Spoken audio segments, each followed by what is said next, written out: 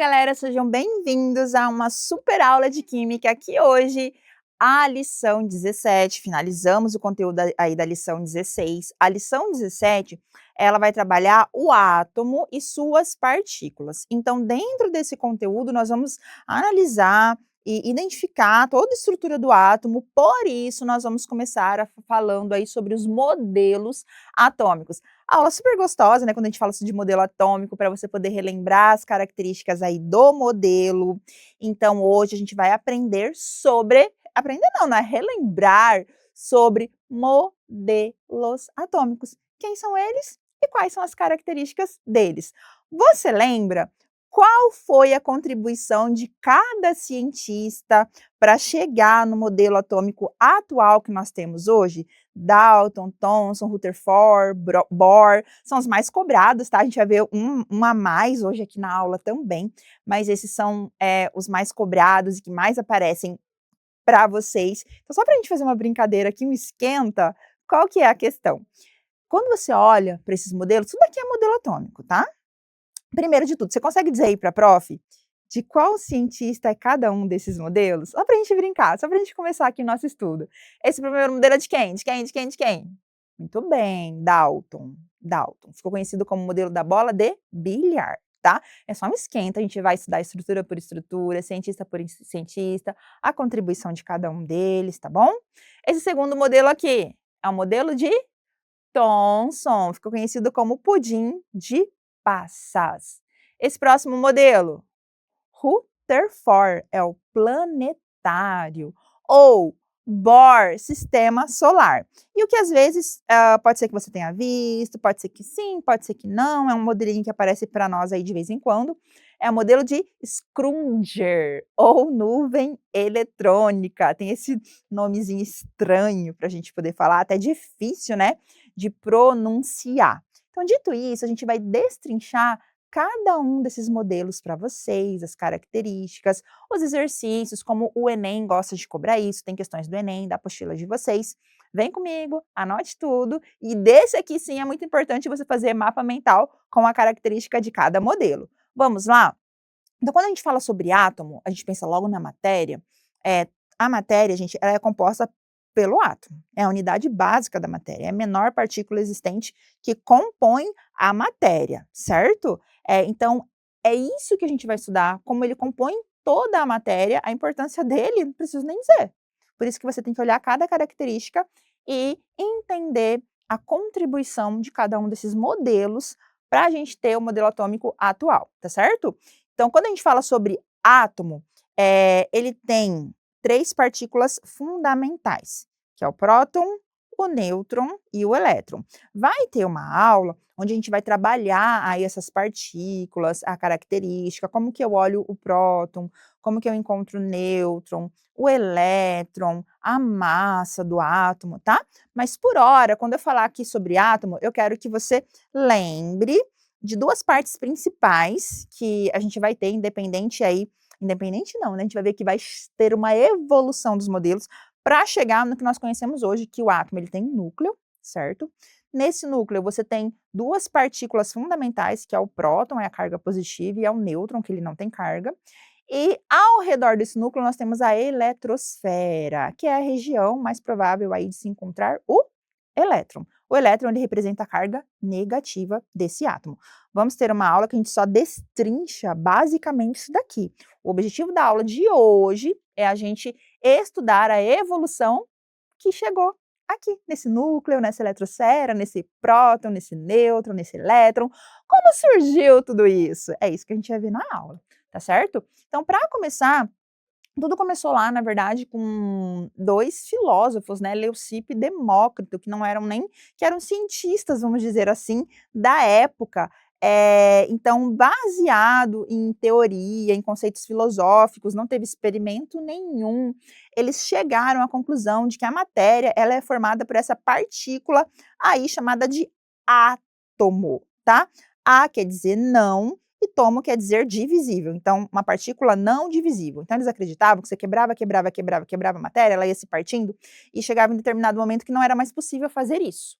Por isso que deram o nome de átomo. Hoje a gente já sabe que não é mais assim, mas o nome pegou, ficou, e começaram aí os cientistas a destrincharem essas características. O primeiro modelo, quando a gente fala de modelo atômico que nós temos, é o modelo de Dalton. John Dalton foi conhecido como o modelo da bola de bilhar.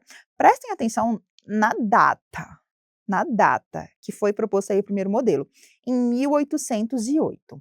Dalton, assim como os filósofos, não fez nenhum experimento para poder chegar a essas conclusões, né? Mas ele contribuiu também aí de certa maneira. Ele disse assim, ó, que os átomos são compostos basicamente, são os compostos básicos da matéria, né? E os átomos de um mesmo elemento, eles são idênticos. Ok, aqui tudo certo. Ele fala que os átomos não são criados nem destruídos na reação química, mas aqui está o mais polêmico que Dalton falou. O átomo, para ele, era uma esfera maciça, indivisível, indestrutível e sem carga. Meu Deus do céu! Olha quanta coisa que ele falou do átomo que a gente sabe que não é verdade, mas tá tudo bem, tá tudo bem.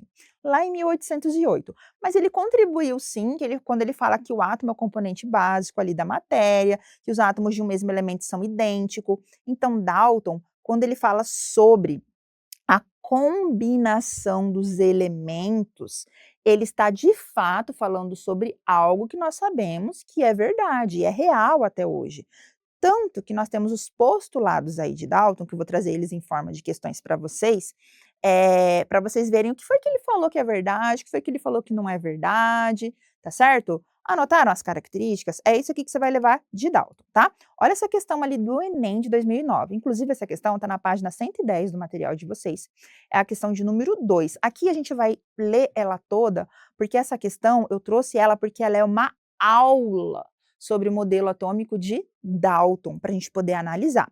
Joga na tela aí para mim, Edu. Sem preguiça, vamos ler toda essa questão porque é uma aula, tá? Ó, ele diz assim, em 1808, Dalton publicou seu famoso livro intitulado Um Novo Sistema de Filosofia Química. Opa, passei sem querer, gente, desculpa. Deixa eu colocar aqui, minha canetinha não estava ativada e eu fui riscar. Então, de filosofia química, no qual continha a ciência atômica, postulados que serviram como alicerce da primeira teoria atômica. Então, o primeiro modelinho aí foi de Dalton, da matéria, fundamentada no método científico. Esses postulados são numerados a seguir. Ó, então são 5 postulados. Aqui é uma aula, essa questão é uma aula, gente, ela é show demais, mas coitado de quem estava fazendo a prova, né? E ele diz assim, ó, primeiro, a matéria é constituída de átomos indivisíveis. A matéria é constituída de átomo, mas um átomo a gente sabe que ele é divisível. Mas esse é o postulado de Dalton, tudo certo. Todos os átomos de um dado elemento químico são idênticos em massa e em todas as outras propriedades. Em todas as outras propriedades são idênticos em massa? E aí, gente? Será que está certo isso? 3. Diferentes elementos químicos têm diferentes tipos de átomos. Em particular, seus átomos têm diferentes massas. Gente, mas e os isóbaros? Hoje a gente sabe que existem os isóbaros, que são átomos que são diferentes, mas que possuem a mesma massa, não é mesmo? 4. Os átomos são indestrutíveis e nas reações químicas, átomos são identificados. 5. Átomos de elemento combinam com átomos de outro elemento em proporções de números inteiros pequenos para formar compostos. Essa fala dele aqui, ou melhor, esse postulado dele aqui é um postulado lindo, né?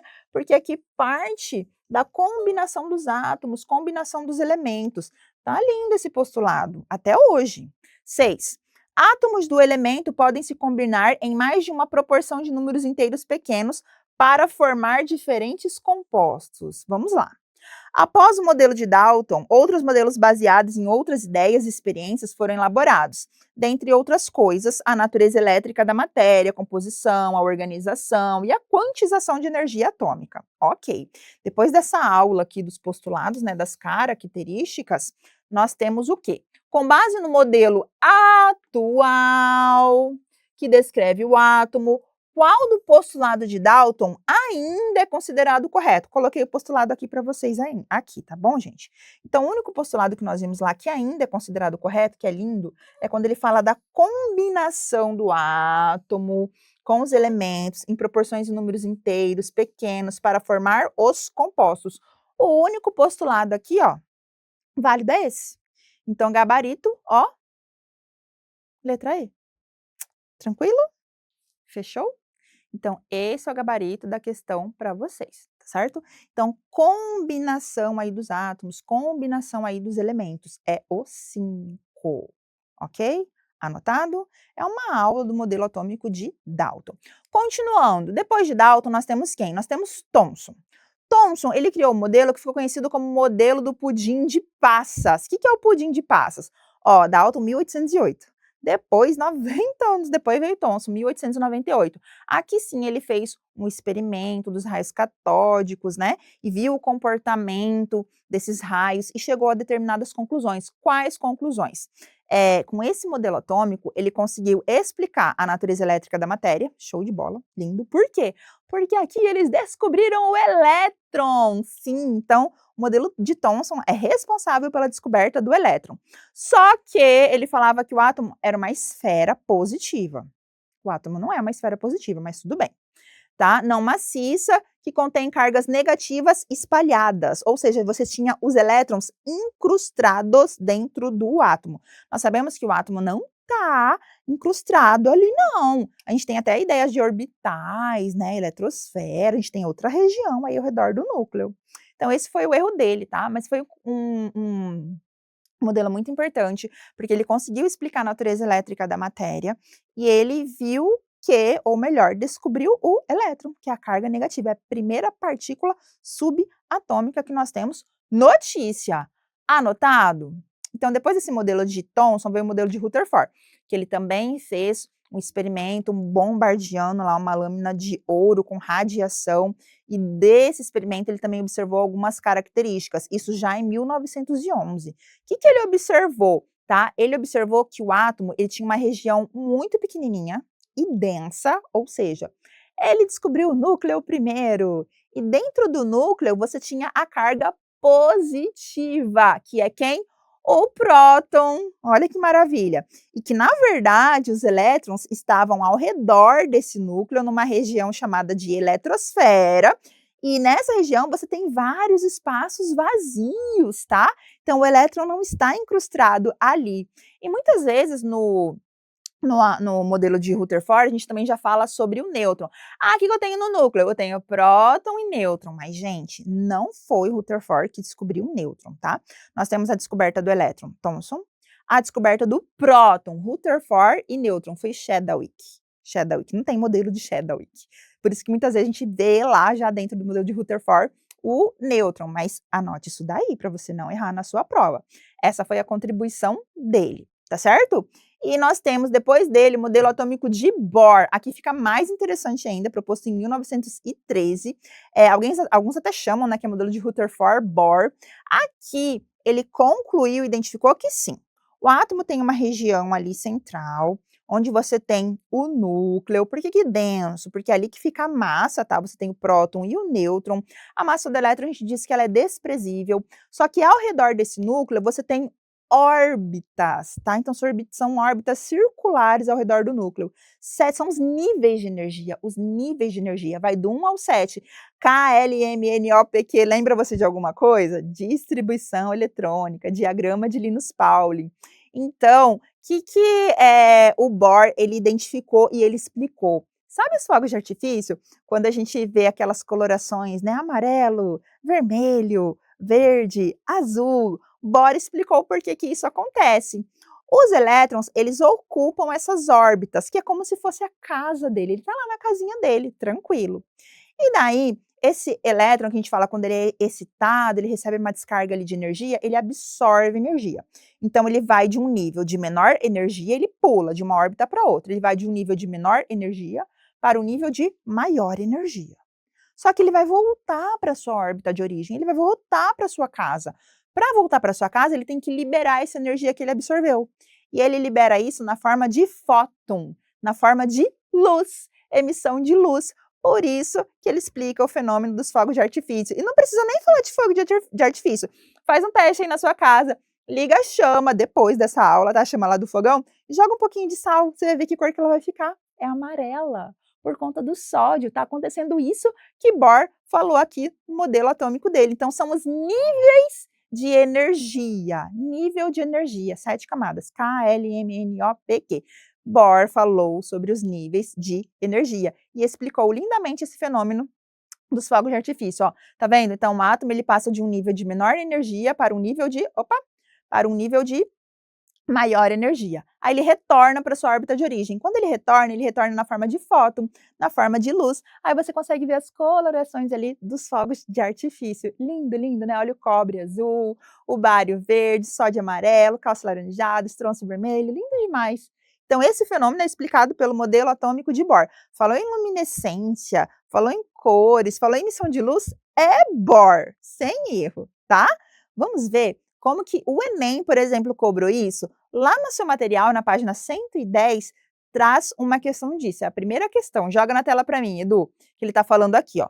A cor observada, falou cor é Bohr, gente, falou cor é Bohr, é proveniente da emissão de radiação eletromagnética ao ocorrer a. Vamos lá, vamos ver se o textinho, um microtexto, né, ajuda a gente a resolver alguma coisa. Um teste de laboratório permite identificar alguns cátions metálicos ao introduzir uma pequena quantidade do material de interesse em uma chama do bico de Bunsen. Em seguida, observar a cor da luz emitida, tá? Então, por que está emitindo essa cor? Ele quer saber, letra A, mudança da fase sólida para a fase líquida? Não.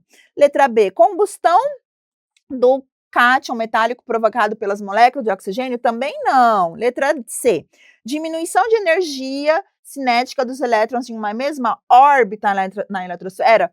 Para são órbitas diferentes, vai de uma órbita de menor energia para uma maior e depois retorna. Letra D, transição eletrônica de um nível mais externo para outro mais interno na eletrosfera atômica. Linda, é isso que ele está falando aqui para você, ó. Imagina aqui desenhando um núcleo, vou fazer ali um modelinho de Bohr para vocês. Então, o elétron está aqui. No caso, o que ele fala? No laboratório, colocou ele lá no bico de Bunsen, né? Então, o que ele faz? Ele recebe essa energia, vai de um nível de menor energia para um nível de maior energia. Ele fica aqui. Só que ele vai voltar ó, do nível mais externo para o mais interno. E quando ele volta, ele tem que liberar essa energia que ele absorveu. E ele libera isso na forma de fóton, na forma de luz, por isso que a gente vê essas cores, tá? E o gabarito letra E, o gabarito não, né? A alternativa letra E, promoção dos elétrons que se encontram no estado fundamental da energia para níveis mais energéticos, também não tem nada a ver, tá? É a transição desse elétron, ok? Fechou? Então, questão 1 aí para vocês. Mais uma questão que está na página 110 aí do material de vocês, da lição 17, questão de número 3. Joga na tela aí para mim, Edu. O que ele fala nessa questão? Ó? Cientificamente, sabe-se que essa mudança de cor, falou mudança de cor, é Bohr. Vamos lá. Um fato corriqueiro ao se cozinhar arroz é o derramamento de parte de cozimento sobre a chama azul do fogo, mudando-se para uma chama amarela. Faz o teste aí na sua casa hoje. Essa mudança de cor pode suscitar interpretações diversas, relacionadas às substâncias presentes na água de cozimento. Além do sal de cozinha, nela se encontram carboidratos, proteínas e sais minerais. Por que essa mudança de cor ocorre? Reação do gás de cozinha? Não, aqui é o modelo de Bohr atuando. Emissão de fótons pelo sódio excitado por causa da chama.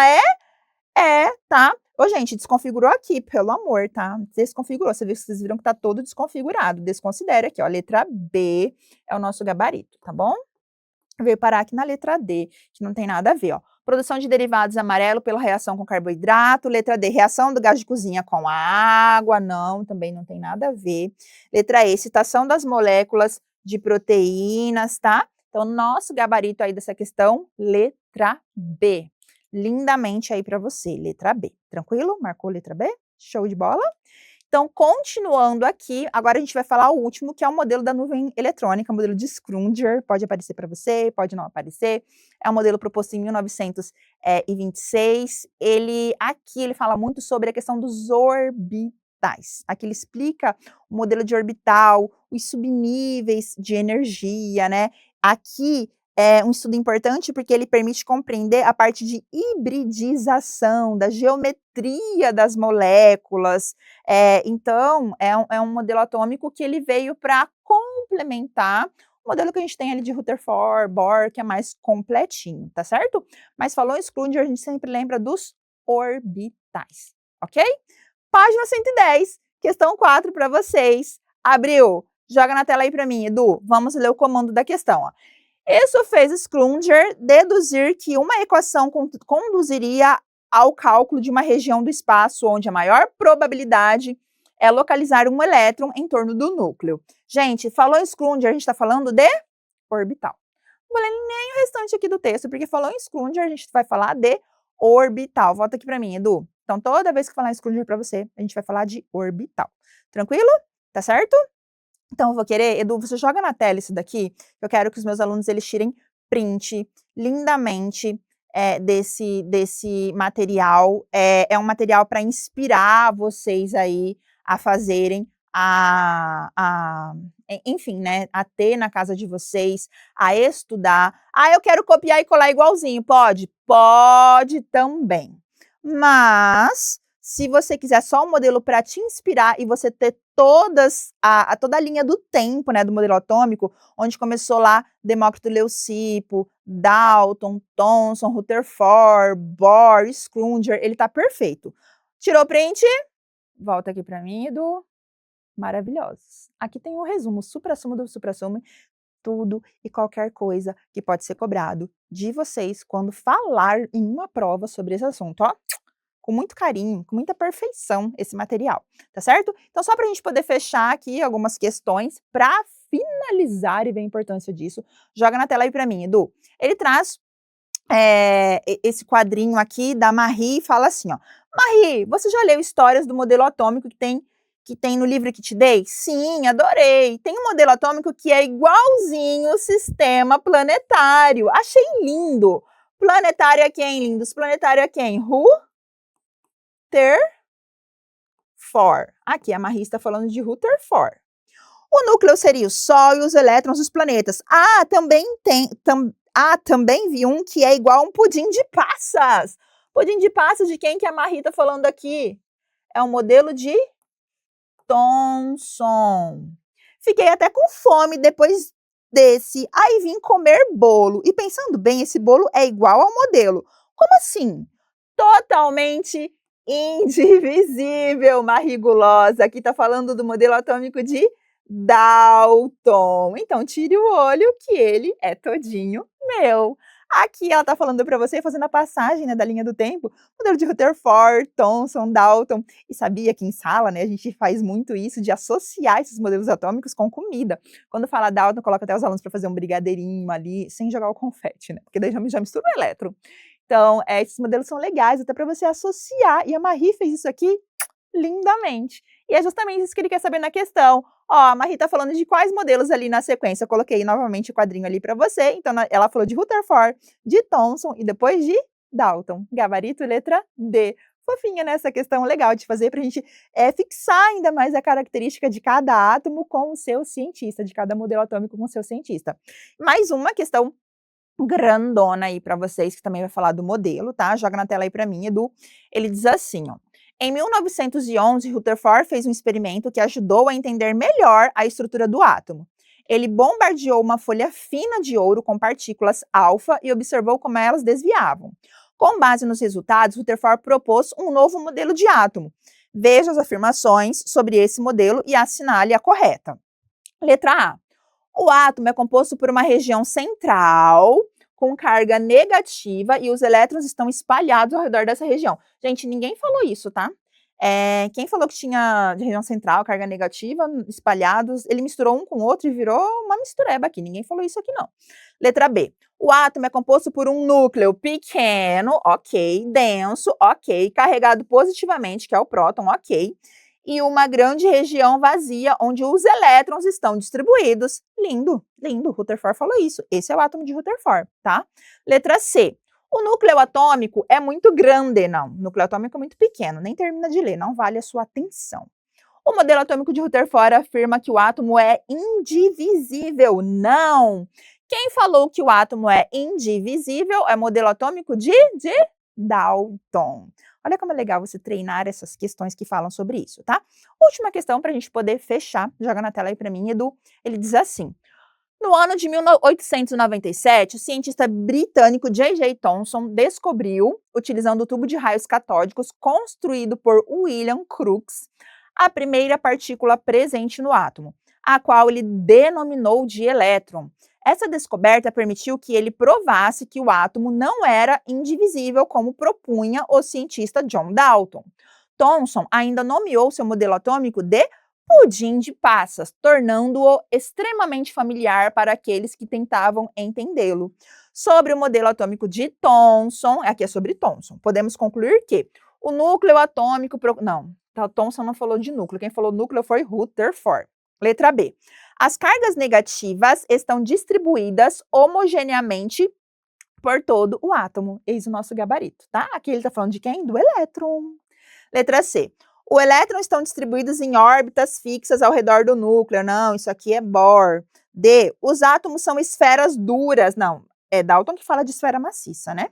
Os elétrons estão espalhados aleatoriamente ao redor do núcleo. Também não, nada a ver. Então, aqui finalizamos e fechamos. E muito obrigada. Espero que você tenha anotado tudo. É um conteúdo extremamente importante também, não só para o dia da prova que fala sobre modelo atômico, mas para a gente entender outros conceitos aí que vai trabalhar a característica do átomo, tá?